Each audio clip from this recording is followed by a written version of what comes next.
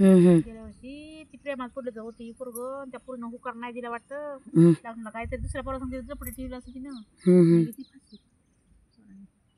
होय 2-3 जण मिली की गावाला. अमृतचं भाचा मेला फाशी.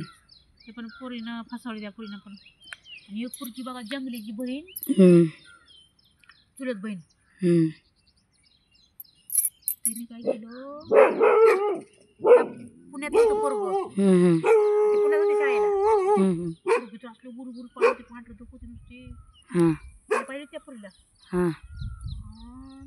पोरग म्हणजे मला नाही लग्न करायचं, दुसऱ्या पोरीसोबत साखरपुडा केला. पोरीनं घेतली फाशी घरात. मग बापरे ते वाटतं काय झालं म्हणजे काहीतरी प्रकरण केलं त्या पोरीनं, काहीतरी खराब केला. ते म्हणजे साखरपुडा दुसऱ्या परिस्थिती केला ना. पोरीने मला एवढं कळतं, म्हणजे आपण लोकांचा निंदा नाही करावी, त्याचा भाग सांगितला. पोरीनं ती समोर व्यक्ती किती जर म्हणलं ना मला पाहिजे, दिलं नाही पाहिजे. काय नाही दिलं पाहिजे बाई, नाही दिलं पाहिजे, खरंच नाही. पोरं फसवते ती, पोरं फसवते, प्रेमात पडते, दुसऱ्यासोबत लग्न करते. तसंच करत आहे आजकालची दुनिया, वापरून वापरून मग तिला सोडते ती, दुसऱ्या करते ती.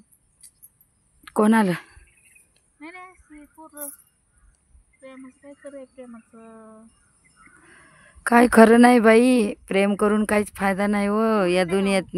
सुंबाच्या नातीने नाही का प्रेम करून लग्न केली की. हो मग काय गोष्ट करता प्रेम करून लग्न केली. बाई बाई तिनं तर सांगितलं नाही हो, एवढं माझ्यासोबत बोलते तरी. तिला मी 2 वेळा विचारलं की तुमची नात कुठे आहे कुसुमबाई, मला दिसत नाही आहे. नाही नाही लई बावडत आहे, मला माहित आहे, मी कशाला सांगू. गावाला माहिती की, गावाला माहिती की. हो माहित आहे. पहिला साखरपुडा